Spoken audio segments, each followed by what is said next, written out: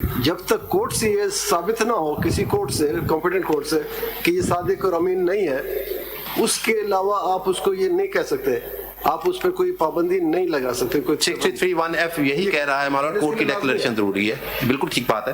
And what is the definition of Sadiq and امین؟ اور what is the definition of صادق اور امین؟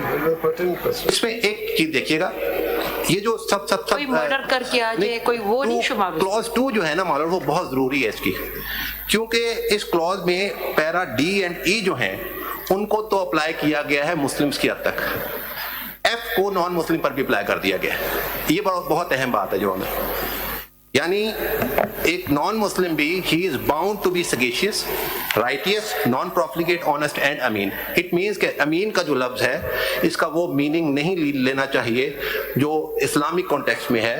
Otherwise یہ اس کی کیا میننگ ہے؟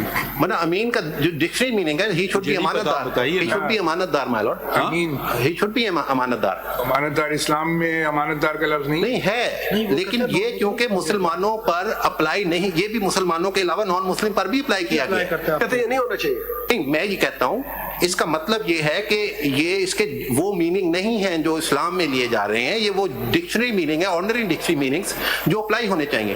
ادروائز یہ پروویژن مسلمانوں یہ باقی آئین تو انگریزی میں ہے، انگریزی کا ان کو لفظ پتہ نہیں تھا کہ امین کے لیے کیا ہوگا. میری امین جو اگر ہم آپ کہہ رہے ہیں ڈکشنری میننگ میں دیکھیں تو انگریزی کی ڈکشنری میں اٹھاؤں گا اس میں امین نہیں ملے گا. نہیں ملے گا جو تو مجھے لغت دیکھنا ہوگی اردو کی. ٹھیک ہے یا عربی کی آپ چاہتے ہیں ہم دیکھیں؟ نہیں، اردو دیکھیں یا عربی دیکھیں. ہمیں نہیں پتا، آپ سے پوچھ رہے ہیں. میں تو یہ کروں گا امین اگر اوریجنلی اردو کا لفظ ہے تو پھر اردو کی ڈکشنری دیکھی آپ جائے گی. بتائیں نا کون سا لفظ ہے، یہ عربی کا ہے اردو کا ہے؟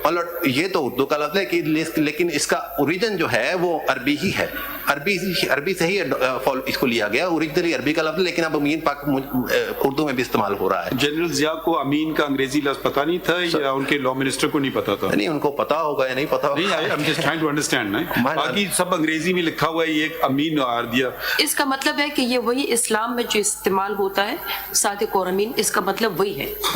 اس لیے نہیں ہو سکتا کیونکہ پھر یہ مسلمانوں پہ اپلائی نہیں ہو سکتا، انہوں نے نان مسلم پہ اپلائی نہیں ہو سکتا. کیوں؟ نان مسلم بھی تو صادق اور امین ہو سکتے ہیں. نہیں، ہو سکتے ہیں، بالکل ہو سکتے ہیں، لیکن اگر اس کی اسلامک ٹرمینالوجی کے طور پر استعمال کیا جائے گا، اگر ڈکشنری میننگ ہو پھر تو وہ ہو سکتے ہیں.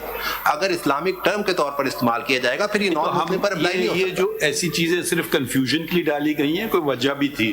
نہیں، یہ تو کنفیوژن تو بہت پیدا ہوئی ہے. اسلام اور غیر اسلام میں امین کی ڈیفینیشن ڈفرینٹ ہے. نہیں مالوٹ، صادق اور امین دونوں کی، وہ ایک سچا آدمی ہو، امانت دار ہو، وہ کوئی بھی ہو سکتا ہے. گڈ کیریکٹر کا آدمی تو نان مسلم ہو، مسلم ہو، گڈ کیریکٹر کی تو ایک ڈیفینیشن. کون ڈٹرمائن کرے کہ فلاں شخص کا کریکٹر اچھا ہے، فلاں شخص امین ہے؟ مالوٹ یہ فائنلی تو کوئی خدا ہی ڈٹرمن کر سکتا ہے، ہم آپ تو کر ہی نہیں سکتے. صحیح جواب آپ نے دیا، ماشاء اللہ. اچھا، اینی تھنگ ایلس؟ آپ نے بہت آج پوائنٹڈلی